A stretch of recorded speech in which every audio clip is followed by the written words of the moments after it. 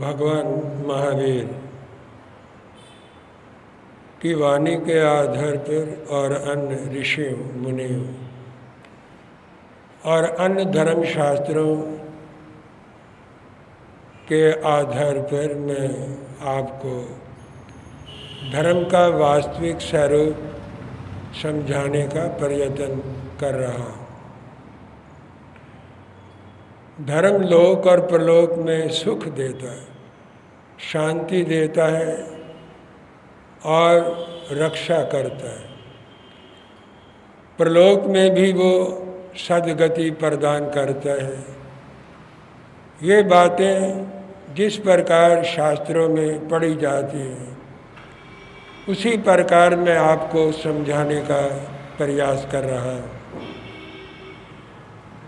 भगवान महावीर ने एक और धर्म सूत्र धर्म के बारे में कहा है,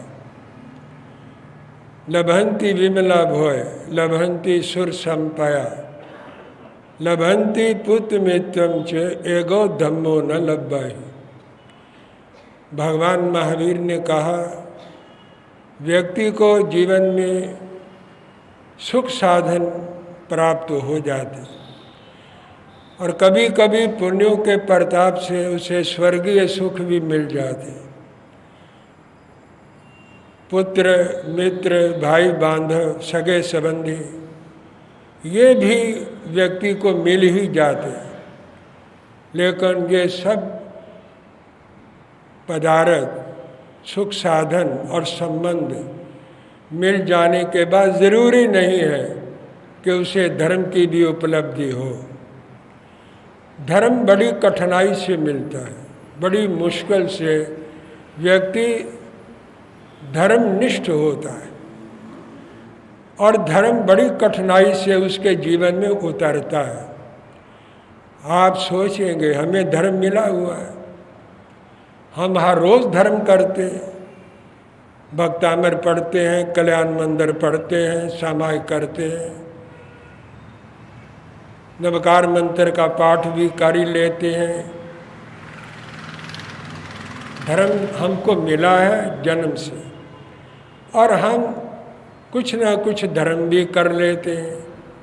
लेकिन भगवान महावीर ने ये जो बात कही है कि धर्म बड़ी कठिनाई से मिलता है, धर्म को मिल जाने के बाद भी वो नहीं मिलता। धर्म उपलब्ध हो जाए, प्राप्त हो जाए, फिर भी व्यक्ति धर्म के अंदर नहीं आता। भगवान महावीर का संकेत आचरण में है, आचार में है और चरित्र की ओर वो इशारा कर रहे हैं, संकेत कर रहे हैं कि व्यक्ति एक धार्मिक कुल में पैदा हो जाता है, जन्म ले लेता है, लेकिन फिर भी उसका अंतःकरण धर्म से बहुत दूर रहता है। कुछ लोग ऐसे हैं, वो धर्म का पालन करना चाहते हैं, आचरण भी करना चाहते हैं, सत्य मार्ग पर चलने का प्रयास भी करते हैं और उनकी अहिंसा और सत्य में श्रद्धा है, आस्था है और इसको वो यथार्थ सही और ठीक समझते हैं। उनके ज्ञान में, श्रद्धा में कोई कमी नहीं होती और वो आचरण भी करना चाहते हैं लेकिन कर नहीं पाते। कई हेतु, कई कारण जीवन के अंदर ऐसे उपस्थित हो जाते हैं, अंदर से भी हो जाते हैं और बाहर से भी हो जाते हैं कि व्यक्ति धर्म का आचरण नहीं कर पाता। कैसे? कुछ ऐसे विरोधी कारण बन जाते जो अड़चन पैदा करते, विघ्न बाधाएं पैदा करते और उन विघ्न बाधाओं के कारण वो धर्म में श्रद्धा रखते हुए भी आचरण नहीं कर पाता। हम देखते हैं दशरथ कोई राम को वनवास भेजना नहीं चाहते थे, क्योंकि वाल्मीकि रामायण में दशरथ ने राम की और उनके गुणों की बहुत प्रशंसा की है कैकेयी के सामने।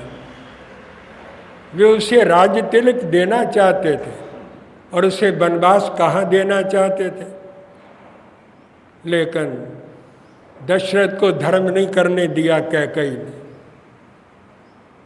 मंथरा ने उसे बहकाया और उसने उसके दिल दिमाग को बांध लिया। मानो कर्तव्य के आगे मोह विजयी हो गया, मोह की विजय हो गई और कर्तव्य पराजित हो गया। ऐसा होता है, व्यक्ति के मन के ऊपर मोह का आधिपत्य रहता है, मोह विजयी होता है और कर्तव्य पारायणता धर्म हार जाता है, पराजित हो जाता है। हम ये चीज दशरथ के जीवन के अंदर हम देखते हैं। राजा परदेशी पहले नास्तिक था, फिर आस्तिक हो गया। कैसे हो गया? मंत्री ने उसे आस्तिक बना दिया और समझा बुझाकर बहाना बनाकर उसे भगवान पार्श्वनाथ के शिष्य केशी मुनि के चरण सरोजों में ले आया। केशी ने उसे समझाया, वह नास्तिक था, आस्तिक बना दिया। बन सकता है अगर व्यक्ति में धर्म को जानने की इच्छा हो और परदेशी के अंदर शुरू से ही धर्म को, आत्मा को, परमात्मा को जानने की जिज्ञासा थी, लेकिन वो जान नहीं पाया, कोई गुरु नहीं मिला, महात्मा नहीं मिला, तो वो नास्तिक बना रहा। फिर आस्तिक बन गया, धर्म ध्यान करने लग गया और उच्च कोटि की लगन उसे धर्म के प्रति पैदा हो गई। लेकिन सूर्यकांता उसकी रानी थी, वही विरोध में खड़ी हो गई। समाज के अंदर विद्वेष, ईर्ष्या और स्वार्थ, ये तीन दोष तो बने ही रहते। स्वार्थ हर व्यक्ति में थोड़ा बहुत रहता है और कुछ लोगों के अंदर ईर्ष्या रहती। सद्गुण पैदा हो जाए, प्रशंसा होने लगे, नाम होने लगे, छवि निखरने लगे, लोग ज़्यादा मानने लगे और उसका यश फैलने लगे, तो ईर्ष्यालु लोग और ईर्ष्या करने लगते हैं, उसके लिए विघ्न बाधाएं पैदा करना शुरू कर देते हैं।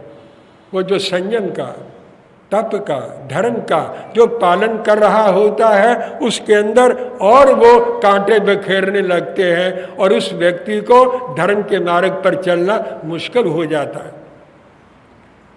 सूर्यकांता तो उसकी रानी है, वही विरोध में खड़ी हो गई, दुश्मन बन गई, क्योंकि उसकी वासना पूरी नहीं होती। वो जो चाहती है परदेशी कर नहीं पाता, वो कर नहीं सकता और उसके करने में कोई सार नहीं समझता। जिस बात में वो पहले सार समझता था, आज वो उसे निसार समझता है। आइडियोलॉजी बदल गई, धारणा बदल गई, नीति बदल गई, जीवन की दिशा बदल गई। जब जीवन की दिशा बदल जाती है, कोई कोई व्यक्ति होता है जो उसके अंदर साधक बनता है, नहीं तो बाधक बनने वाले अनेकों लोग खड़े हो जाते हैं। वो धर्म का पालन कर ही नहीं सकता, धर्म मिला हुआ भी ना मिलने के बराबर हो जाता है। तो ऐसा देखने में आता है, भगवान महावीर के 10 ऐसे भगत थे, परम भगत, जिसे 10 श्रावक कहा गया। एक श्रावक था महाशतक और उसकी धर्मपत्नी थी रेवती। महाशतक धार्मिक था और पत्नी अधार्मिक है। जैन शास्त्रों में ऐसी एक महिला का जिक्र आता है जो मांस भी खाती थी, मदिरा भी पीती थी। रेवती महा अधार्मिक थी और महाशतक महाधार्मिक था। एक बार भगवान महावीर का समल लगा हुआ था, भगवान महावीर देशना दे रहे थे और श्रावक के साधु के कर्तव्य बता रहे थे। तो महाशतक खड़ा हो गया और महाशतक ने भगवान महावीर के समवेत शरण में रोना शुरू कर दिया। आंखों से आंसू टपकाने शुरू कर दिए और अपनी पीड़ा और वेदना उसने व्यक्त की। आप धर्म के आचरण की बात करते हैं। धर्म लोक में सुख देता है, परलोक में सुख देता है, लेकिन मैं धर्म करना चाहता हूं, मुझे धर्म मिला हुआ है, लेकिन ये रेवती मुझे धर्म करने नहीं देती, रुकावट डालती है, कदम कदम पर बाधा डालती है, कलह करती है, क्लेश करती है और मेरी मन की शांति को और समाधि को भंग करने में लगी रहती है। भगवान महावीर ने उसे सांत्वना दी। यही तुम्हारी धर्म की परीक्षा है, समभाव की परीक्षा है। ये रेवती कसौटी है।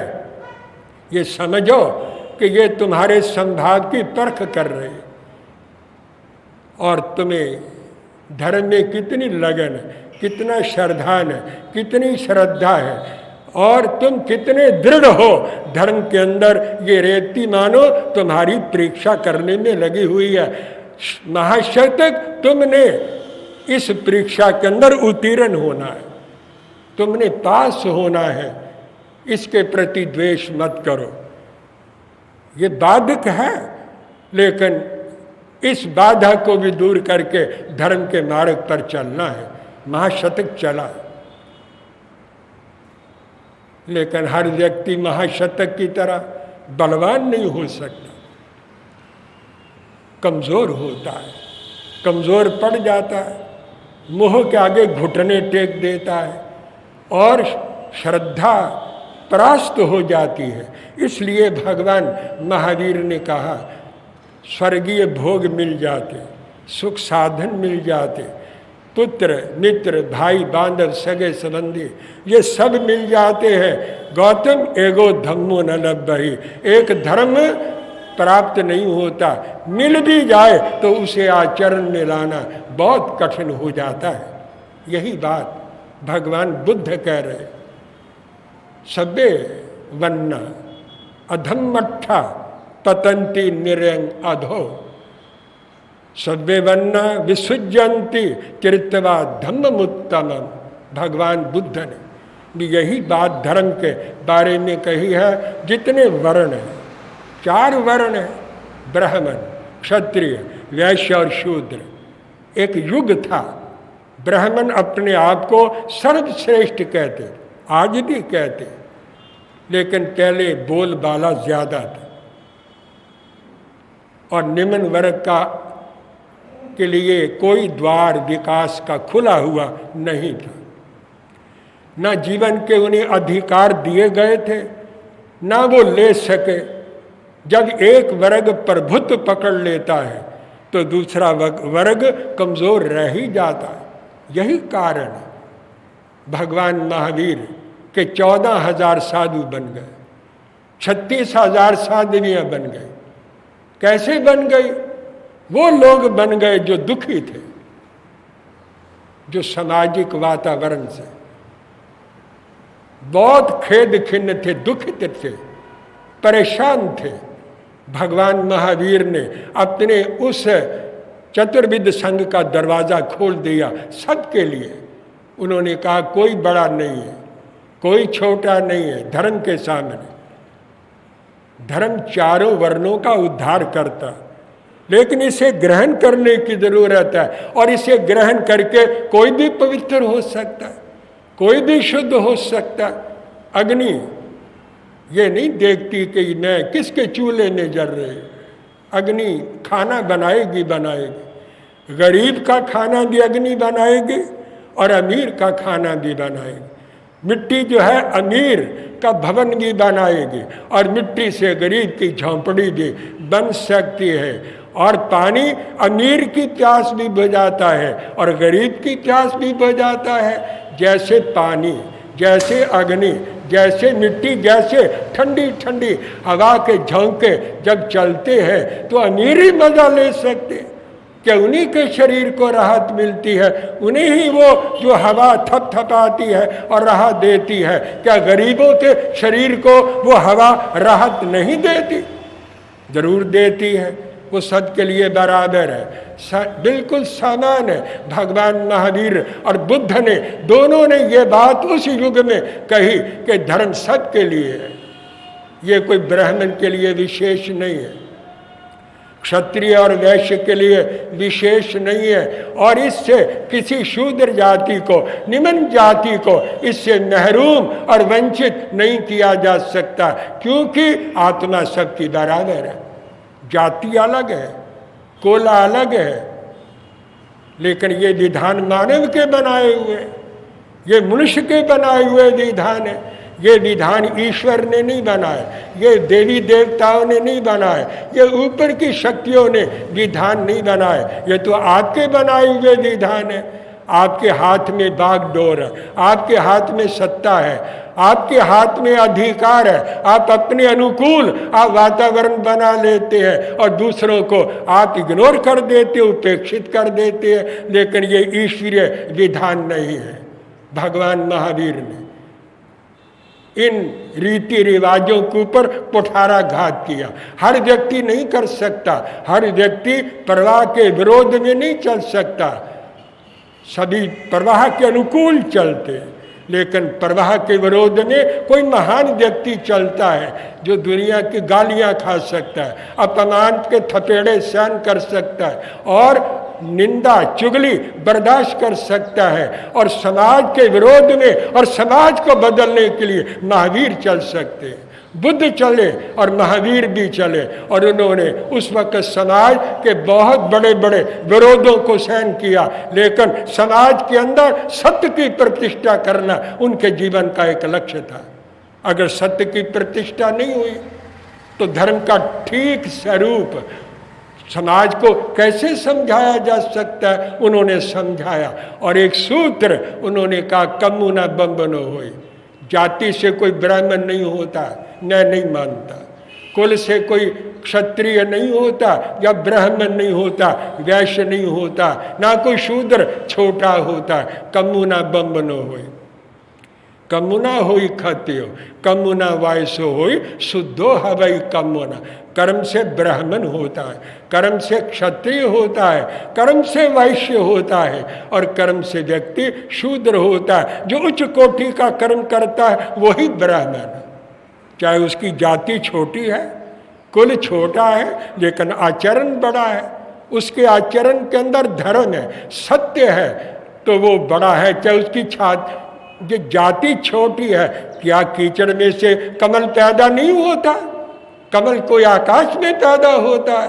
कमल कहाँ पैदा होता है? कमल कीचड़ में से ही पैदा होता है। यही एक चिंतन भगवान बुद्ध ने और महावीर ने दुनिया को दिया, और चारों वर्णों के अंदर उन्होंने धर्म की प्रतिष्ठा की, और धर्म करने का अधिकार पुरुष को भी दिया, नारी को भी दिया। आप देखते हैं वो युग था, ऐसा ही युग था। कोई चंदना छोटे घर की कोई स्त्री थोड़ा थी, वो तो राजकुमारी थी, उसकी क्या दशा हुई ये तो आप सब जानते हैं, कहने की ज़रूरत नहीं है। और किन किन कठिनाइयों में से, मुसीबतों में से, कष्टों में से उस चंदन बाला को गुजरना पड़ा। आप तो ड्रामा करते, किसी को महावीर बना दिया, किसी को चंदना बना दिया। आप तो नाटक कर सकते हैं और एक ड्रामा कर सकते हैं, लेकिन चंदना बनना बड़ा मुश्किल है, बहुत कठिन काम है। कितनी कठिनाइयों से निकलकर उसने धर्म का पालन किया, धर्म का आचरण किया, धर्म के नारे के ऊपर चलती रही, तभी तो वो 36,000 शादियों की प्रमुखा बन गई। तो मैंने आपको कहा धर्म का पालन करना बड़ा कठिन है। मिल जाता है जाति से, कुल से, संप्रदाय से, लेकिन उसको मनसा वाचा कर्मणा, उसको जीवन में उतारना, ढालना और उसको इम्प्लीमेंटेशन देना, यही धर्म की प्राप्ति है, धर्म का मिलना है। और इस प्रकार का धर्म जीवन में आना भगवान महावीर कहते हैं ये कठिन है। और चारों वर्णों में जो भी इसे धारण कर लेता है उसका कल्याण हो जाता है, उद्धार हो जाता है। वो लोक में भी सुखी रहता है, परलोक में भी सुखी रहता है। धर्म के 10 अंगों का विवेचन मैं शीघ्र ही आरंभ करने वाला हूँ, बस और अधिक नहीं। विराम ले रहा हूँ। जय अहिंसा। ओम शांति। कल के प्रवचन में मैं आपको समझा रहा था कि धर्म के सन्मुख जात पात का कोई महत्व नहीं माना जाता। धर्म की आराधना कोई भी छोटा बड़ा व्यक्ति कर सकता है, क्योंकि धर्म आत्मा की वस्तु है और आत्मा की शुद्धि के लिए धर्म की आराधना की जाती है। इसका जाति पाति के साथ कोई संबंध नहीं है। धर्म वही है जो व्यक्ति के आचरण में आ जाए। ज्ञान की बातें व्यक्ति को शांति नहीं दे सकती। केवल धर्म की श्रद्धा परलोक में काम नहीं आ सकती। एक आचरण ऐसा है जो व्यक्ति के साथ परलोक में भी उसका साथ देता है। प्रायः व्यक्ति आचरण में बड़े कमज़ोर होते हैं। ज्ञान के क्षेत्र में वो विद्वान और महान बन जाते हैं। यहाँ तक श्रद्धा का मतलब है वो ये दम भरते हैं कि हम जैन धर्म पर विश्वास रखते हैं, हमें सनातन धर्म पर विश्वास है। कोई मुस्लिम अपने धर्म पर, कोई ईसाई अपने धर्म पर यकीन का दम भरता रहता है। इससे व्यक्ति में धार्मिकता तो आती ही नहीं, कट्टरता आती है। कट्टरता के कारण राग द्वेष पैदा होता है और व्यक्ति अपने धर्म को ठीक मानकर दूसरे के साथ उलझता है। इसमें कोई सामाजिक, आध्यात्मिक, लौकिक, पारलौकिक कोई लाभ आज तक व्यक्ति को न पहुंचा है, न पहुंच रहा है, न कभी पहुंचेगा। इसलिए भगवान महावीर ने कहा, धर्म को जात पात की दीवारों के अंदर बंद करना, ये धर्म को छोटा करना। तो धर्म एक अखंड तत्व है और एक अभिन्न तत्व है। कोई भी व्यक्ति इसका पालन करने का अधिकार रखता है। जो इसका पालन करता है, धर्म उसे महान कर देता है, शुद्ध कर देता है, बड़ा कर देता है। मैं आपको धर्म का स्वरूप बहुत दिनों से समझा रहा, समझा क्या रहा हूँ, बता रहा। समझाना मेरा काम नहीं है, समझना ये आपका काम है। मेरा काम केवल बताना है।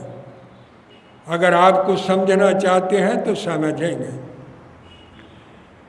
तो अनेक प्रकार के भेद करके भगवान महावीर ने धर्म के स्वरूप को बताया। जैसे धर्म एक ही है, अहिंसा परमो धर्म, एक ही धर्म है। ये जैनों का धर्म नहीं है, विश्व का है, सारी दुनिया का है। कौन ऐसा कहेगा हिंसा धर्म होता है? कोई हिंसा को धर्म मानता है? दुनिया में कोई व्यक्ति हिंसा को धर्म नहीं कहता। तो अहिंसा परमो धर्म है, या हिंसा का एक भेद है। लेकिन वैसे भेद होता नहीं धर्म का। समझने के लिए, समझाने के लिए धर्म के भेद किए जाते।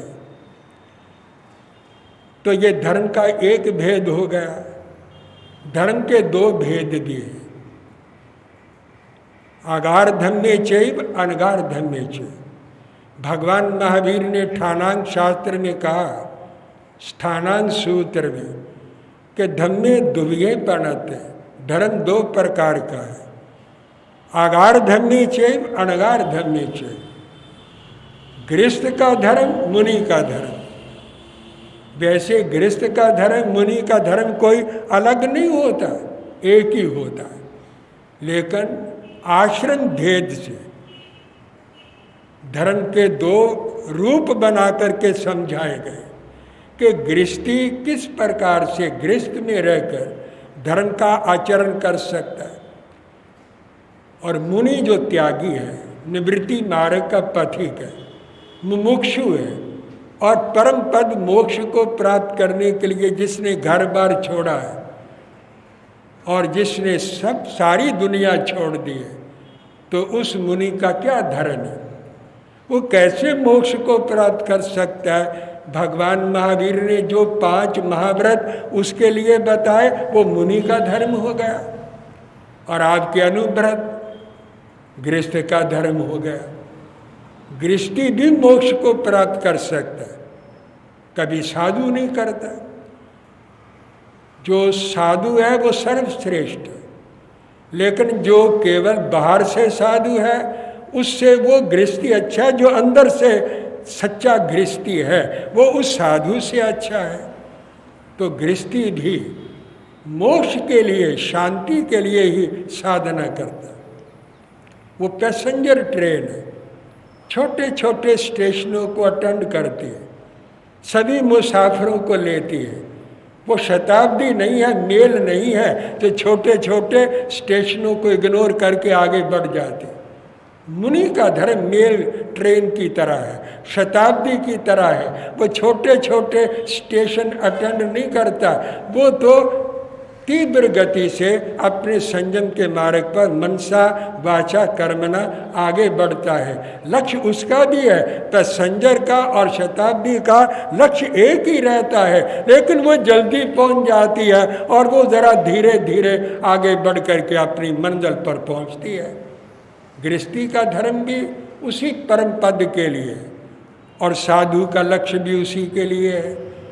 आचार की दृष्टि से दोनों एक है, लेकिन व्रतों में अंतर है। इसलिए भगवान ने 2 भेद कर दिए, आगार धम्मी चैव अनगार धम्मी चैव। गृहस्थ धर्म, मुनि धर्म, साधु धर्म। धर्म के 3 भेद दिए, न भेद समझा रहा। वैसे भेद है नहीं, समझा रहा। एक मकान है, अलग अलग कमरे हैं, कॉरिडोर है, लॉबी है, ये ड्राइंग रूम है, ये किचन है, ये बाथरूम है। आप कहते रहते हैं, बताते रहते हैं, लेकिन है तो घर एक ही है, कमरे अलग अलग हैं, लेकिन घर तो एक ही है। इसी प्रकार आचार रूप धर्म एक है, लेकिन भेद अलग अलग होने से वो धर्म भेदों के कारण अलग अलग मालूम होता है, लेकिन है वो एक ही धर्म के अनेक भेद, आचरण करने के लिए, समझने के लिए। तो धर्म 3 प्रकार का भी है, धम्मो मंगलम मुख्यठम, अहिंसा संयमोतरो, देवावितंग नवन संति यश धम्मे सया मनो। ये तो आगे की बात है, लेकिन भगवान ने कहा धर्म मंगल है और उत्कृष्ट मंगल है, ये कभी अमंगल नहीं होता। कौन सा धर्म? अहिंसा संयमो तप। अहिंसा, संयम और तप, ये 3 प्रकार का धर्म हो गया। धर्म 4 भी है, दान, शील, तप और भावना, ये 4 प्रकार का धर्म है। धर्म 5 प्रकार का भी है, अहिंसा, सत्य, अस्ते, ब्रह्मचर्य, अपरिग्रह। साधु का ये 5 साधु के महाव्रत हैं और गृहस्थी के अनुव्रत हैं, और यही व्रत है। वो छोटे रूप में है, वो बड़े रूप में है। छोटा बड़ा क्या होता है? अनुव्रत, छोटे व्रत, महाव्रत, बड़े व्रत। ये छोटे बड़े क्या होते हैं? मुनि 3 करण 3 योग से 5 महाव्रतों की आराधना करता है, और आप 2 करण 3 योग से करते हैं। इसलिए आप जो आचरण करते हैं, पालन करते हैं, वो थोड़े रूप में करते हैं। मुनि 3 करण 3 योग से पालन करता है, इसलिए वो महाव्रत हो गया और आपका अनुव्रत बन गया। लेकिन व्रत तो वही है, जो व्रत मेरे हैं वही व्रत गृहस्थी के हैं। अब धर्म 6 प्रकार का भी है, क्योंकि दुनिया के अंदर 6 काया है, त्रस और स्थावर काय। स्थावर काय 5 प्रकार की है, पृथ्वी अप तेजु वायु वनस्पति के जीव हैं और त्रस काया के जीव हैं। इन 6 काया के जीवों की रक्षा करना ये 6 प्रकार का धर्म है, जो 6 प्रकार के जीवों की रक्षा करता, दया करता, करुणा करता, इन्हें पीड़ा नहीं देता, दुख नहीं पहुंचाता, कष्ट नहीं पहुंचाता। अगर कष्ट पहुंच जाता है स्वयं भी दुख मानता है और दुख पहुंचाने का प्रयत्न नहीं करता। सहज भाव में जीवन चलाने के लिए अगर इनको कष्ट पहुंच जाता है उसे भी हिंसा मानकर उसका भी विशोधन करने के लिए धर्म ध्यान करता है, तप करता है, प्रायश्चित करता है और अपनी आत्मा की शुद्धि करता है, निच्छामि दुक्कड़म लेता है। ऐसा व्यक्ति 6 काया के जीवों की रक्षा करके धर्म की आराधना करता है। धर्म 7 प्रकार का भी है। मन वचन काया से क्रोध मान माया का त्याग करना, 4 कक्षाओं को मन से, वाणी से, शरीर से छोड़ना, ये 7 प्रकार से व्यक्ति धर्म की रक्षा कर सकता है, धर्म की आराधना कर सकता है, धर्म का पालन कर सकता है। ये 7 प्रकार है। आचरण सबसे बड़ी चीज है। रूप यौवन संपन्न विशाल कुल संभवा आचारहीना न शोभन्ते निर्गंधा इद किंचुका। एक व्यक्ति रूप से संपन्न, सुंदर है, खूबसूरत है, क्या लेना देना है?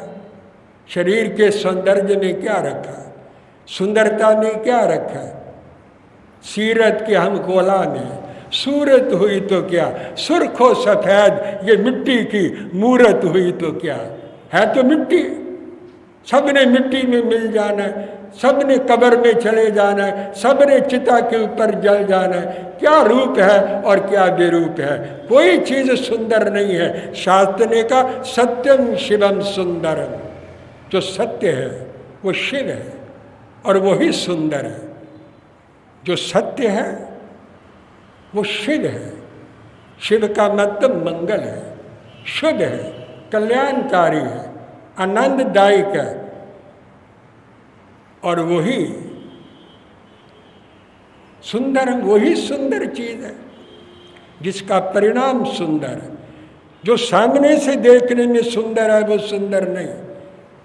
पेपर वेट होता कितना सुंदर होता है, टेबल के ऊपर पेपर के ऊपर पड़ा रहता है, बिल्लौर की तरह चमकता है, हीरे की तरह सुंदर लगता है, खूबसूरत लगता है, उपयोगी भी है।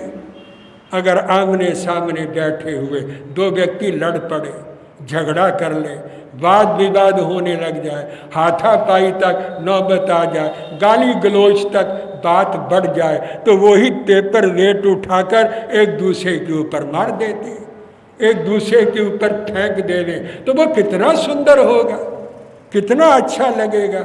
अच्छा क्या है? बाहर कुछ भी अच्छा नहीं है, अच्छा सारा अंदर है।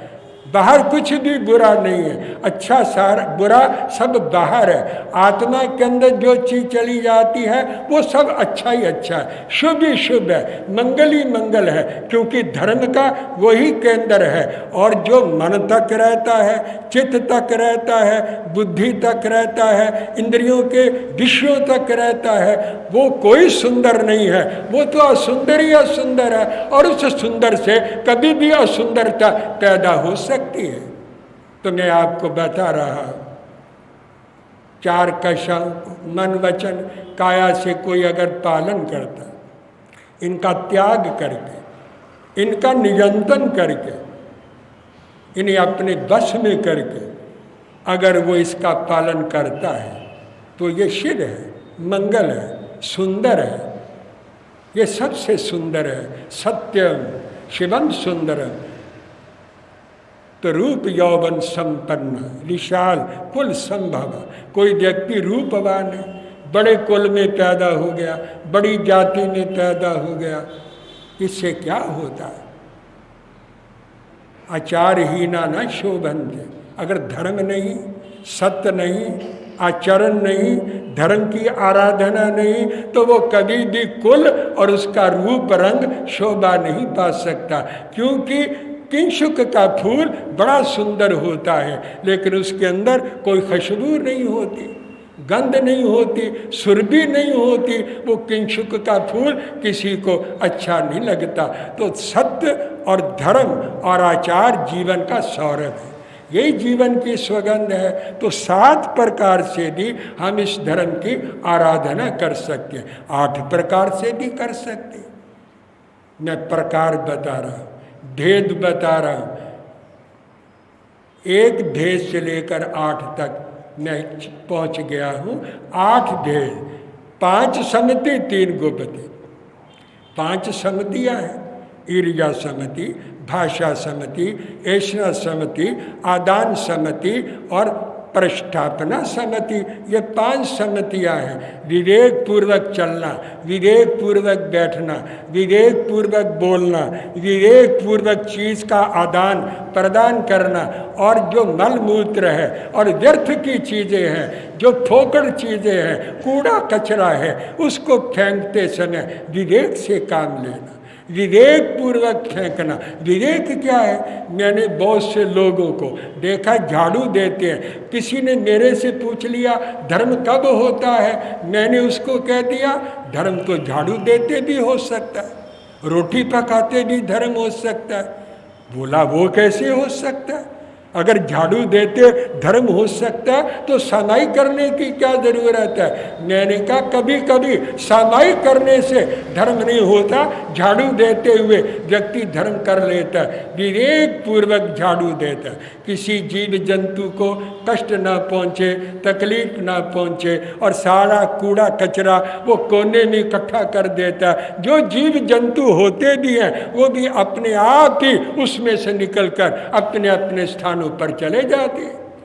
अगर अविवेक पूर्वक ये काम किया जाए, कूड़ा कचरा नाली में फेंक दिया जाए, गटर में फेंक दिया जाए, पानी में फेंक दिया जाए, तो कूड़ा तो जाएगा, साथ जीव जंतु भी चले जाएंगे। पाप हो गया, हिंसा हो गई, कर्म बंधन हो गया। तो ये तो आचरण ना हुआ, ये तो धर्म का आचरण ना हुआ। आचरण बोलते हुए, बैठते हुए, खाते हुए, सोते हुए, बात करते हुए और सारे जीवन के कर्म करते हुए धर्म का आचरण होता है। प्रायः ये जो आचरण रूप धर्म है ये व्यक्ति के जीवन के अंदर बहुत कम पाया जाता है। तो 8 प्रकार से भी धर्म की आराधना हो सकती है। 5 सम्मति है, 3 गुप्ति। मन को गुप्त रखना, अपने बस में रखना, वाणी से मौन रहना और शरीर से निश्चल बैठना, योग आसन से बैठना, निश्चल होकर के बैठना, हिलना डुलना नहीं, निश्चल होकर जो शरीर से बैठता है वो योगी पुरुष है। जो शरीर को निश्चल नहीं कर सकता वो मन को क्या करेगा? मन तो बहुत चंचल है, बहुत अस्थिर है और डावाडोल हो जाता है। पहले तो शरीर को स्थिर करना, फिर वाणी को स्थिर करना, फिर मन को स्थिर करना। तो 5 सम्मति है, 3 गुप्ति है। ये 8 प्रकार का धर्म है। 9 प्रकार का धर्म कौन सा है? 5 इंद्रियों के 5 विषय, 4 कषाय, क्रोध मान माया लोभ को बस में रखना और 5 इंद्रियों के विषयों को अपने बस में करने से 9 प्रकार से धर्म का आचार, धर्म की प्रतिष्ठा जीवन के अंदर होती है। लेकिन भगवान महावीर ने ठानान सूत्र में कहा धम्मे 10 रिये पनत्ते, धर्म 10 प्रकार का है। वो कौन सा धर्म 10 प्रकार का? अगर हम 9 प्रकार के धर्म को समझ लें तो 10 को समझने में कोई भी तकलीफ नहीं हो सकती, कोई कष्ट नहीं हो सकता, बड़ी जल्दी कठिनाई भी नहीं हो सकती। 10 के अंदर 9 का अंतर्भाव हो जाता है, लेकिन 9 के अंदर 10 का अंतर्भाव नहीं होता। इसलिए कल के प्रवचन में श्रीमद् स्थानांक शास्त्र के आधार पर मैं बताऊंगा भगवान महावीर ने 10 प्रकार के धर्म के कौन कौन से लक्षण बताए हैं। उन लक्षणों को समझने के बाद आपको पता लगेगा किस किस प्रकार से हम धर्म की आराधना कर सकते हैं। ये कल के प्रवचन में समझाने का प्रयत्न करूँगा। बस और अधिक नहीं विश्राम ले रहा हूँ। जय अहिंसा। ओम। भगवान महावीर की वाणी के आधार पर मैं आपको धर्म के विविध अंगों का स्वरूप कल के प्रवचन में समझा रहा है। आचार सबसे बड़ा जीवन का धर्म है। जो ज्ञान जीवन में उतर जाता है वही धर्म है, और उसी से व्यक्ति की समस्याओं का समाधान होता है। भगवान महावीर ने धर्म के विविध प्रकार के अंग बता कर के ये बताया है कि धर्म किसी भी रूप में और किसी भी प्रकार से व्यक्ति जीवन में धारण कर सकता है। कल के प्रवचन में मैंने 1 से लेकर 9 तक धर्म के अंगों का विवेचन किया था। श्रीमद् स्थानांक शास्त्र में भगवान महावीर ने धर्म के 10 अंग कहे। शरीर आपका है, मेरा भी है, तो इस शरीर के अंदर 5 ज्ञान इंद्रियां हैं और 5 कर्म इंद्रियां हैं। ज्ञान इंद्रियों में और कर्म इंद्रियों में अंतर क्या है? ज्ञान इंद्रियों से बाहर के जगत का ज्ञान होता है और कर्म इंद्रियों से कर्म होता है। व्यक्ति ने अगर शब्द श्रवण करना है या कुछ सुनना है तो उसे कानों का प्रयोग करना है। कर्ण इंद्री शब्द को ग्रहण करती है। चक्षु इंद्री रूप देखती है। रूप कोई शरीर का नहीं होता, हर चीज का रूप है। हर चीज का अपना एक रूप होता है। वो सुंदर भी होता है, असुंदर भी होता है। तो हर वस्तु के रूप को देखना ये चक्षु इंद्री का काम है। सुगंध दुर्गंध लेना ये नासिका का गुण है। और रसों की अनुभूति करना ये जिह्वा इंद्री का काम है। और संस्पर्श करके गर्म सर्द स्निग्ध और रुक्ष का अनुभव करना ये स्पर्श इंद्री का काम है। ये 5 इंद्रियां ज्ञान इंद्रियां हैं। सनातन धर्म ने इन्हें ज्ञान इंद्रियां कहा है। और ये 5 शब्द रूप रस गंध संस्पर्श ये 5 इंद्रियों के गुण हैं, स्वभाव है। लेकिन कर्म तो नहीं हो जाता। 5 इस शरीर के अंदर कर्म इंद्रियां हैं। हाथ, पाँव, जबान और पाजू उपस्थ ये 5 कर्म इंद्रियां हैं। तो 5 ज्ञान इंद्रियां और कर्म इंद्रियां मिलकर 10 बन जाती। इन 10 का जो समुदाय है, समूह है, संयोजन है, एकीकरण है, एक रूप है, वो शरीर है। और शरीर क्या है? अगर ये 5 कर्म इंद्रियां नहीं है और 5 ज्ञान इंद्रियां नहीं है तो शरीर एक मांस का पिंड है, मांस का एक संघात है। और इससे क्या लाभ होगा? ऐसा शरीर विपाक सूत्र में भगवान महावीर ने मृगापुत्र का उल्लेख किया है। मृगापुत्र को शरीर मिला था, ज्ञान इंद्रियां नहीं मिली, कर्म इंद्रियां नहीं मिली, एक मांस का लोथड़ा बन करके वो शैया के ऊपर पड़ा रहता था। ऐसे शरीर का क्या लाभ है? तो शरीर क्या है? इन दोनों प्रकार की इंद्रियों का जो समूह है, संघात है, और इनका जो संयोजन है, एकीकरण है, उसी का नाम शरीर है। बिल्कुल इसी तरह आज समझ सकते हैं धर्म एक विग्रह है, एक शरीर है। अगर हम धर्म के शरीर को समझना चाहें तो धर्म के 10 प्रकार के अंगों को हमें समझना है। जब 10 अंग मिल जाते हैं तो धर्म का शरीर बन जाता है, धर्म का विग्रह बन जाता है। और आप समय के ऊपर कोई भी धर्म के अंग को जीवन में ले आए, वो धर्म बन जाता है। तो 10 प्रकार के वो अंग कौन कौन से हैं? मैं आज श्रीमद् स्थानांक शास्त्र के आधार पर बोलने लगा। भगवान महावीर ने कहा 10 ये धम्मे पनत। गौतम, धर्म 10 प्रकार का है। आप कहेंगे धर्म के प्रकार होते हैं, भेद होते हैं। धर्म के भेद नहीं होते, लेकिन धर्म को समझने के लिए भेद करने पड़ते, ताकि व्यक्ति धर्म के वास्तविक स्वरूप को समझे। खंती, मुत्ती, अजवे, मदवे, लागवे, सच्चे, संजमे, तवे, चियाए, बम चेरवासे, ये 10 धर्म के अंग हैं। आगे आगे मैं समझाता रहूंगा। ये प्राकृत भाषा है। खंती, खंती का मतलब है क्षमा, सहनशीलता और धैर्य। भगवान महावीर ने धर्म का पहला अंग बताया है, वो है क्षमा, धैर्य और सहनशीलता।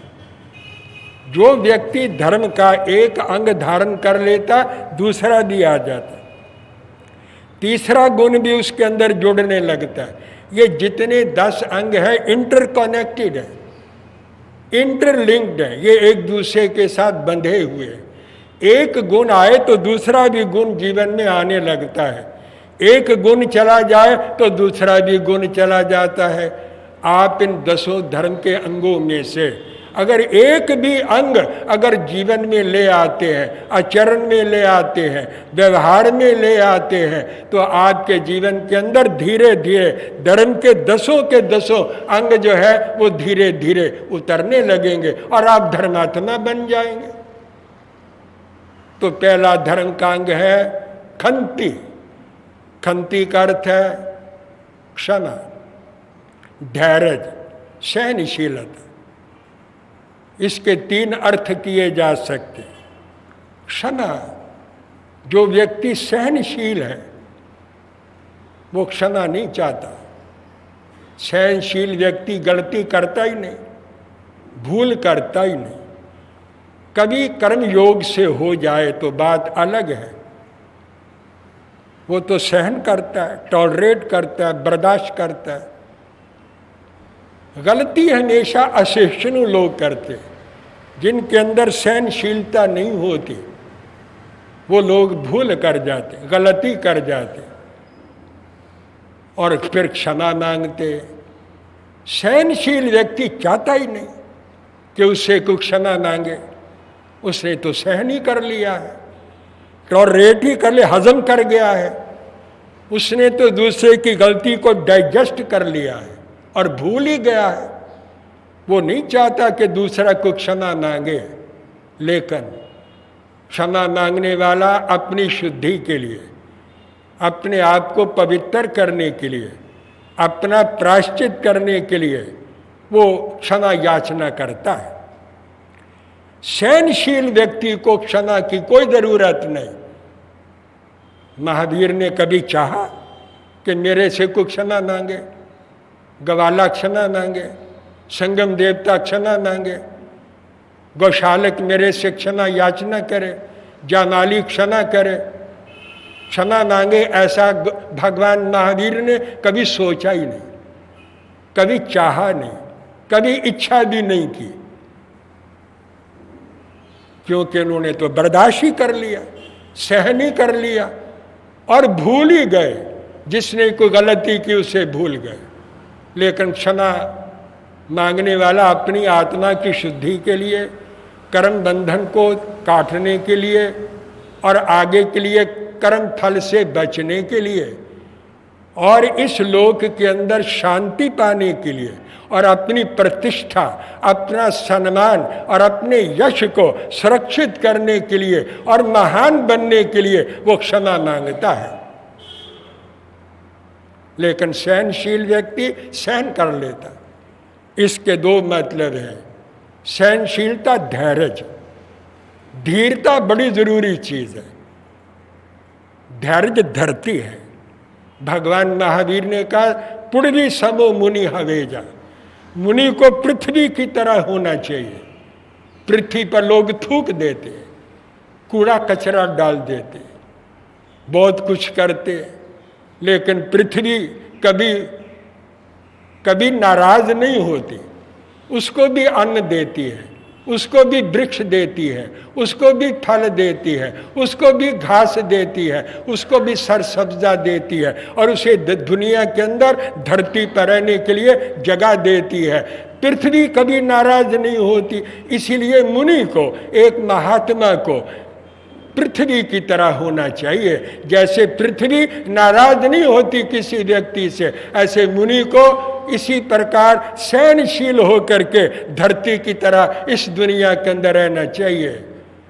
तो सहनशीलता बड़ा धर्म है। एक और बात कहता, कभी कभी लोग भगवान महावीर की एग्जाम्पल देते, सुकुमार की एग्जाम्पल दे देते, लेकिन ये गलत है। भगवान महावीर का आदर्श साधारण व्यक्ति में नहीं आ सकता। महावीर के पीछे परिवार नहीं है, महावीर के पीछे व्यवहार नहीं है, महावीर के पीछे व्यापार नहीं है, महावीर के पीछे समाज नहीं है। महावीर तो जंगल में खड़े हैं, वो तो मोक्ष के महापथिक है, वो तो त्याग मार्ग के पथिक है।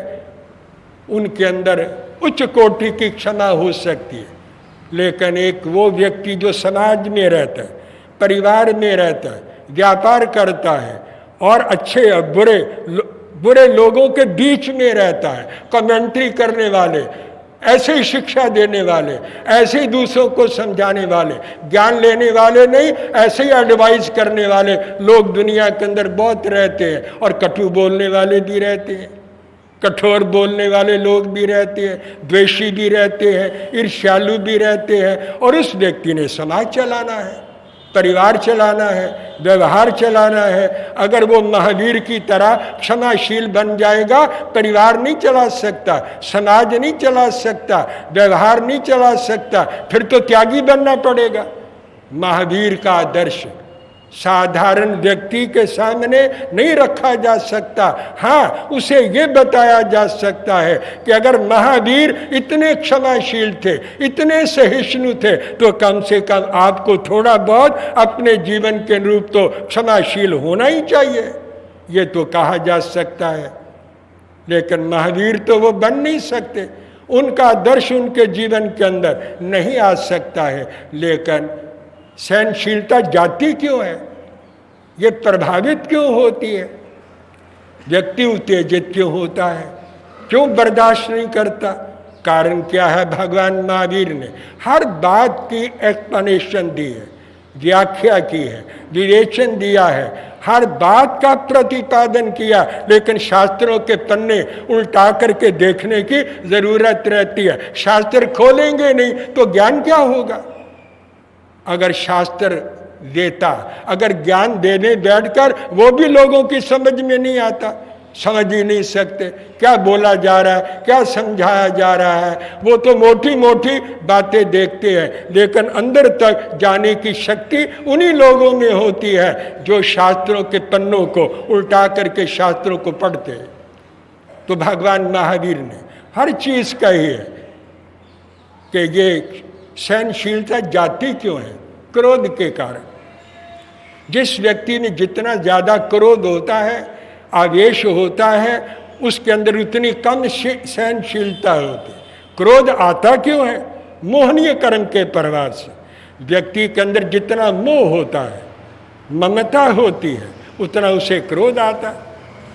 एक व्यक्ति किसी चीज की हानि कर देता है, नुकसान कर देता है, कटु बोलता है और दुर्व्यवहार करता है और कर्म योग से दुख आ जाता है, तो उसके अंदर सहनशीलता नहीं रहती। नुकसान कर दिया, इतना बड़ा नुकसान कर दिया, इतनी बड़ी चीज तोड़ दी, इतनी बड़ी चीज की हानि कर दी, उसे क्रोध आ जाता है। क्यों क्रोध आया? आप कहेंगे स्वाभाविक है, आना आवश्यक है, क्योंकि नुकसान हुआ है। तो एक चीज टूट गई, खराब हो गई, तो उसने क्रोध किया। ये मोहनीय कर्म का प्रभाव है। उस चीज के ऊपर उसका क्या है? मोह है। ये चीज बड़ी अच्छी थी, ये खराब हो गई, ऐसी चीज मिलेगी नहीं, इसने नुकसान कर दिया। उस चीज के मोह के कारण उसके अंदर क्रोध पैदा होता है और उस व्यक्ति के ऊपर रोष करता है। वहां समझ चली जाती, विवेक चला जाता है। चीजें तो मिल जाएंगी, चीजें आज नहीं कल मिल जाएंगी, फिर मिल जाएंगी, खरीद लेंगे, आ सकती है। लेकिन आदमी जो मित्र है, जो बंधु है, जो पुत्र है, जो पुत्री है, जो स्त्री है, या जो अपना आत्मीय बंधु है, वो कहाँ से मिलेगा? वो तो मिल नहीं सकता। उसकी कितनी वैल्यू है, उसकी कितनी कीमत है, जीवन के अंदर उसका कितना बड़ा स्थान है। अगर व्यक्ति ये सोच ले तो उस छोटी सी चीज के खराब होने से, टूटने से वो कभी क्रोध नहीं करेगा, सहन कर लेगा, उस नुकसान को बर्दाश्त कर लेगा। एक छोटा सा उदाहरण मैं आपको दे रहा हूँ। कभी कभी दुर्व्यवहार से क्रोध आता है, कटु बोलने से क्रोध आता है। क्यों? अहंकार को ठेस लगती है, अपने अहं को ठेस लगती है, अहंकार को चोट लगती है और क्रोध आ जाता है। जो अहंकार है वो भी मोहनीय कर्म का प्रभाव है कि मोह के कारण कषाय पैदा होती। कर्म योग से दुख आ गया, हमें सुख से मोह है, इसलिए दुख हमें अच्छा नहीं लगता। सुख का जो मोह है वो दुख के प्रति क्रोध पैदा कर देता है और इसलिए हम दुखी हो जाते हैं, खिन्न हो जाते हैं, फिर कड़वा बोलते हैं, फिर कठोर बोलते हैं, फिर दूसरे के साथ दुर्व्यवहार करते हैं, सारा वातावरण हम खराब कर लेते हैं। इस तरह सहनशीलता न होने के कारण व्यक्ति का सारा जीवन जो है वो अस्त व्यस्त हो जाता है। न्यूटन बहुत बड़ा साइंटिस्ट था, बड़े बड़े अनुसंधान करता था, बैठा हुआ था, सोच रहा था, उसके सामने टेबल पड़ी थी, उसने एक कुत्ता पाला हुआ था, उसका नाम था डायमंड। बड़ा अच्छा नाम था, प्यारा नाम था, बड़ा प्यार करता था कुत्ते से और वो अनुसंधान करने में व्यस्त था। टेबल के ऊपर बड़े जरूरी कागजात, जो उसके अनुसंधानों का एक पलंदा था, समूह था, पुंज था, वो टेबल के ऊपर पड़ा हुआ था। रात्रि का टाइम था, टेबल के ऊपर एक मोमबत्ती जल रही थी, कैंडल जल रही थी और वो आराम से बैठा सोच रहा। जितने दुनिया के महान पुरुष होते हैं वो गंभीर होते, शांत होते, मौन होते, बहुत कम बोलते हैं। अगर वो बोलने में शक्ति नष्ट कर दे तो बड़े बड़े काम कैसे कर सकते हैं, बड़े बड़े ग्रंथ कैसे लिख सकते हैं, बड़े बड़ा साहित्य दुनिया को कैसे दे सकते हैं। तो अनुसंधानों के अंदर वो व्यस्त था। पता नहीं उस डायमंड को क्या सूझी, वो छलांग मार करके टेबल के ऊपर चढ़ गया। टेबल पर चढ़ा, कैंडल हिल गई और वो कागजों के ऊपर पड़ी, कागज जल गए। बड़े बड़े अनुसंधान, अनुभूतियां, अनुभव उन कागजों के अंदर लिखे हुए थे और वो कैंडल के पड़ने से वो जब सारे कागज जल गए, क्रोध का आना स्वाभाविक। यहां सहनशीलता की जरूरत। उस न्यूटन ने सहनशीलता रखी, हंस दिया। उसने देखा नुकसान बड़ा हो गया, लेकिन इस नुकसान से अगर मैं इस बेज़बान इस कुत्ते को कुछ कहूँगा तो इसका क्या लाभ होगा? ये तो इसका नेचर है, स्वभाव है। इसको ये पता नहीं कि इतना बड़ा नुकसान कर दिया। उसने बड़े प्यार से उसकी पीठ के ऊपर हाथ फेरते हुए कहा, न्यूटन, ये डायमंड तू नहीं जानता कि ये कितना बड़ा नुकसान। न्यूटन ने कहा डायमंड तूने मेरा कर दिया है, लेकिन तू मुझे प्यारा है, प्रिय है, इसलिए मैं तुम्हें कुछ नहीं कहना चाहता, लेकिन बहुत बड़ा नुकसान मेरा हो गया। लेकिन ये अनुसंधान तो मैं फिर कर लूँगा, लेकिन तेरे जैसा प्यारा कुत्ता, प्रिय कुत्ता मुझे कहाँ से मिलेगा जो हर वक्त मेरे साथ रहता है और इतना प्यारा है, वफादार है, ये मैं कहाँ से लूँगा। उसने उस नुकसान को बर्दाश्त कर लिया, सहन कर लिया। वो न्यूटन फिर नहीं बोला और कुत्ते को अपनी बगल में लेकर फिर प्यार करने लगा, फिर बैठ गया और अपने अनुसंधानों के ऊपर फिर विचार मगन हो गया। ये है सहनशीलता का आदर्श।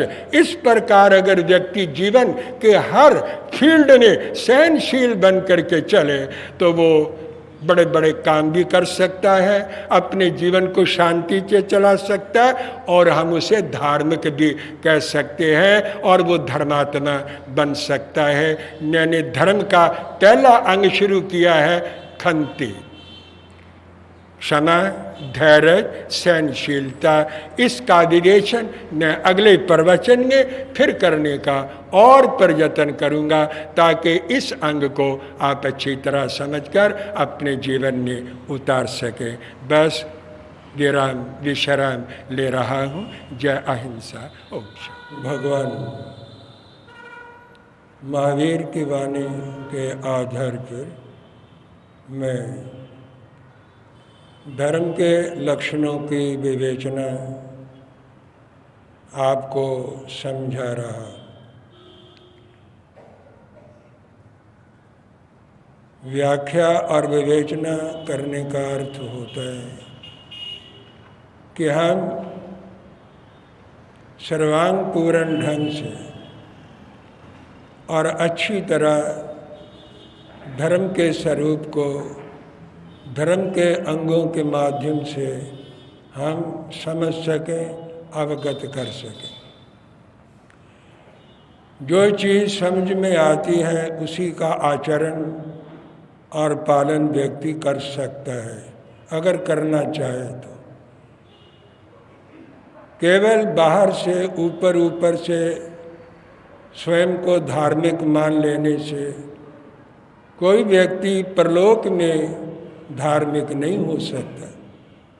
यहाँ तो हो सकता है। एक दूसरे की हम प्रशंसा करते रहते हैं, आप बड़े धार्मिक हैं, बड़े धर्मनिष्ठ हैं, बड़े धर्मप्रिय हैं। हम एक दूसरे को प्रसन्न करने के लिए बोलते रहते, लेकिन शास्त्र ऐसा नहीं कहता, ना महान पुरुष ऐसा मानते हैं। धर्म जीवन में उतरे, जीवन में आए और हम उस धर्म का आचरण प्रतिपल प्रतिक्षण हम करें तो ही धार्मिक कहे जा सकते। धर्म के 10 अंग भगवान महावीर ने श्रीमद् स्थानांक शास्त्र में कहे।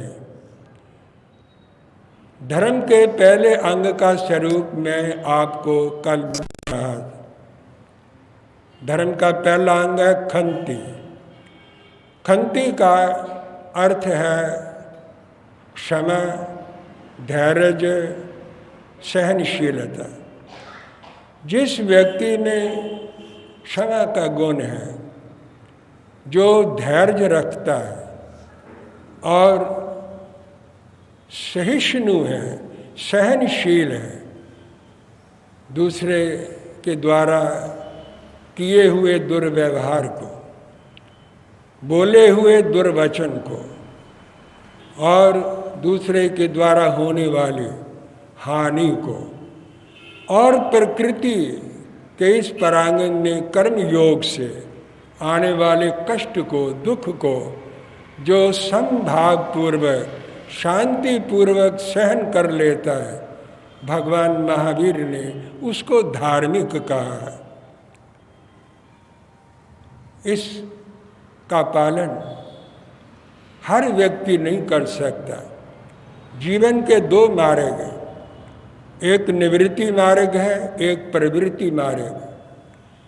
संत महात्मा सन्यासी ये निवृत्ति मार्ग के पथिक हैं, त्यागी हैं और परिवार से, व्यापार से और सामाजिक जीवन से दूर रहते हैं। इसलिए इनके लिए क्षमा, धीरज और सहनशील होना आसान है और वो इसका पालन करना चाहें तो कर सकते हैं। हाँ, अगर कर्म योग से ही उनके अंदर शांति नहीं है या क्रोध की अधिकता है और सद्गुण कम है तो बात अलग है, लेकिन बाधिक कारण जीवन के अंदर उनके नहीं आते।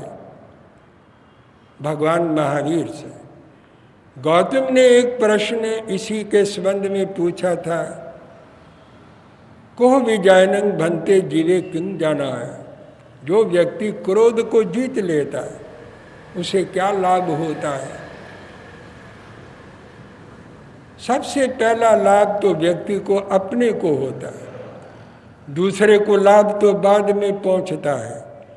दूसरे की बात सोचनी नहीं चाहिए, सबसे पहले तो स्वयं के बारे में, अपने बारे में सोचना चाहिए कि मुझे क्या लाभ होता है।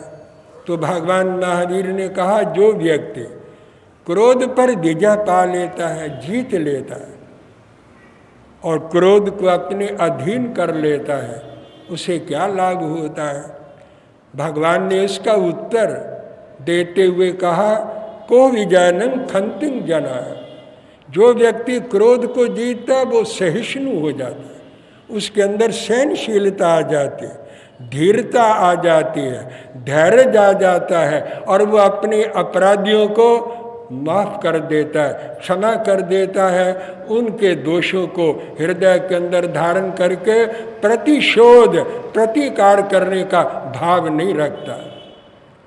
ये लाभ होता है क्रोध को जीतने से। तो क्रोध को जीतने से सहनशीलता आती, लेकिन मुनि संत जन आसानी से अगर चाहे तो इस गुण का, धर्म के अंग का पालन कर सकते हैं। लेकिन गृहस्थियों के लिए करना मुश्किल है, कठिन है, क्योंकि गृहस्थ जीवन में विरोधी वातावरण बनता रहता है। उसके पास परिवार है, उसके पास धन है, उसके पास सुख साधन है, उसने व्यापार करना है, उसने दूर देशों में आना और जाना है, उसने अनेक प्रकार के व्यवहार करने हैं। अगर वो संत की तरह, महात्मा की तरह, एक महान पुरुष की तरह, एक तीर्थंकर की तरह और एक त्यागी मुनि के आदर्श को लेकर अगर सहनशील बनने का प्रयत्न करे तो वो नहीं कर सकता। हाँ, कुछ अंशों में, कुछ अनुपात से वो सहनशीलता के गुण को धारण कर सकता है, क्योंकि इस दुनिया के अंदर दुर्जन भी रहते हैं, दुष्ट भी रहते हैं, सारे सज्जन थोड़ा रहते हैं। इस संसार के अंदर ईर्ष्यालु, विद्वेषी, दुष्ट प्रकृति के लोग भी बहुत रहते हैं, जो कुछ सकारण आपके विरोधी बनते हैं और कुछ निष्कारण ही बन जाते हैं। आपकी इज्जत हो रही है, प्रशंसा हो रही है, शोभा हो रही है, उन्हें बर्दाश्त नहीं है, वो टॉलरेट नहीं करते। क्यों हो रही है, ऐसा क्यों हो रहा है, कोई ना कोई अड़चन डालो, कोई ना कोई शोषा छेड़ो, कोई ना कोई बात उठाओ, उनकी छवि को खराब करने के लिए कोई ना कोई बात को निकालो ताकि उन्हें टीज किया जाए और वो जो उन्नति कर रहे हैं, तरक्की कर रहे हैं, उसके अंदर बाधा पड़े।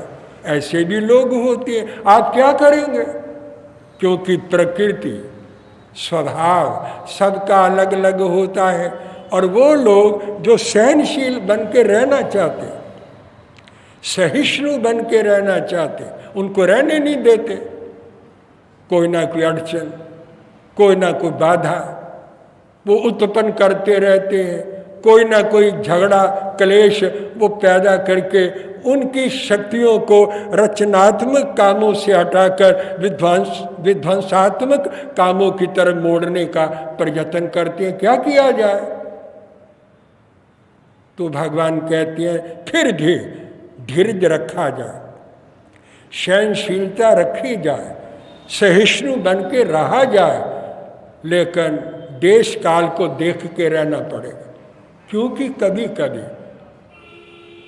महावीर को कोई फर्क नहीं पड़ता था, गस्सु कुमार को कोई फर्क नहीं पड़ता था, जो मुनि संत जन होते हैं उन्हें कोई फर्क नहीं पड़ता, लेकिन गृहस्थियों को तो फर्क पड़ता है। एक व्यक्ति आप सहनशील बन रहे हैं, आप बर्दाश्त कर रहे हैं, आप चुप रहते हैं, आप मौन हैं, और आप उसको कुछ कहते नहीं, उत्तर नहीं देते, जवाब नहीं देते, और वो समझता है ये कमज़ोर है, ये निर्बल है, ये मेरे से डरता है और इसलिए नहीं बोलता। वो आपकी महानता का मूल्यांकन नहीं करता, वो ये नहीं समझता कि आप कोई त्यागी है, आप धर्मात्मा है, आप सहनशील है, आप ये बदला ले सकते हैं, लेकिन लेते नहीं, तो वो समझता ये दुर्बल है, ये कमज़ोर है, ये भीरू है, ये मेरे से डरता है, इसलिए वो और आगे बढ़ते हैं, अनाचार और बढ़ता है, अन्याय और बढ़ता है, और वो ज़्यादा और तंग करने लगता है, और उसके तंग करने का स्वभाव बन जाता है। आज आपको दुखी किया, कल को दूसरे को करेगा, उसका साहस हो जाता है। ये कोई उसका निर्माण नहीं हुआ, देखा जाता है। ऋषि मुनि भी अगर सहिष्णु बनते, धीरज रखते, जवाब नहीं देते, उत्तर नहीं देते, उनका उद्देश्य भी उनका सुधार करना होता है कि दुष्टों का, आतताइयों का, खल लोगों का सुधार किया जाए।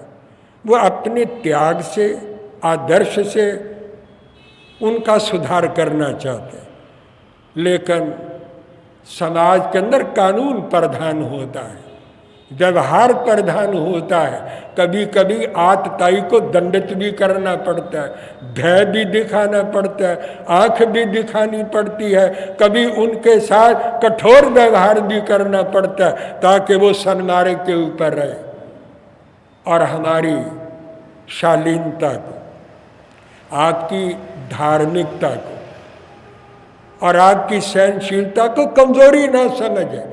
एक व्यक्ति सरल है, दूसरा कहता है ये बुद्धू है, इसको समझ नहीं है, एक्सप्लॉइट करो, वो और ज़्यादा तंग करने लगता है, तो लाभ क्या हुआ? उसका दोष और बढ़ गया, उसका दुर्गुण और बढ़ गया, परिणाम तो कुछ नहीं हुआ। इसलिए समाज के अंदर दंड है, समाज के अंदर न्याय है, समाज के अंदर दमन होता है।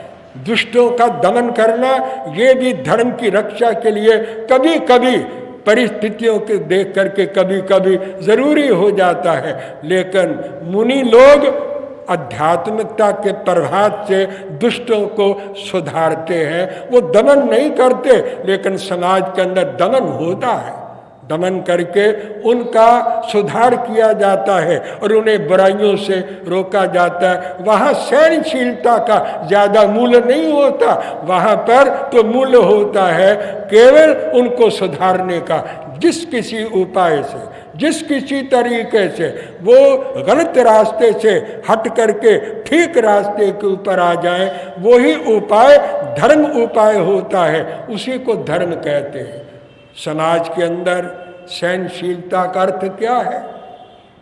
ये देश काल के आधार के ऊपर सोचा जा सकता है, समझा जा सकता है। मैं आपको एक दो उदाहरण दे के समझाना चाहता हूँ।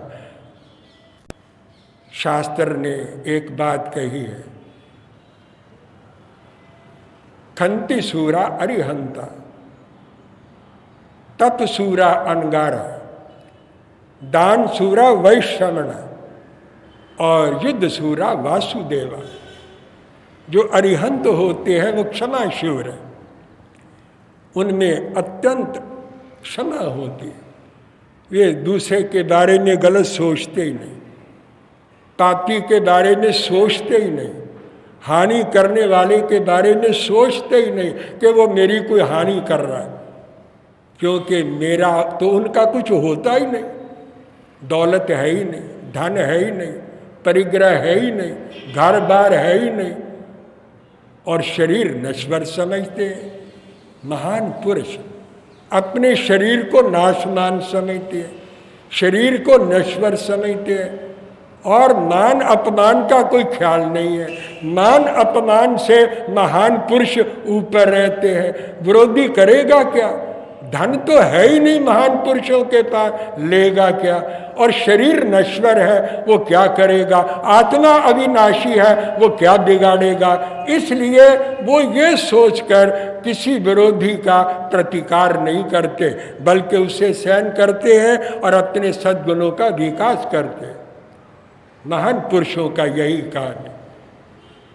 एक नाथ नाम के एक महात्मा हो गए, बड़े सहिष्णु थे, सहनशील थे। गोदावरी स्नान करने के लिए वो जाया करते। रास्ते में एक सराय पड़ती है और सराय के पास एक व्यक्ति का आवास स्थान, वो बड़ा दुष्ट प्रकृति का था।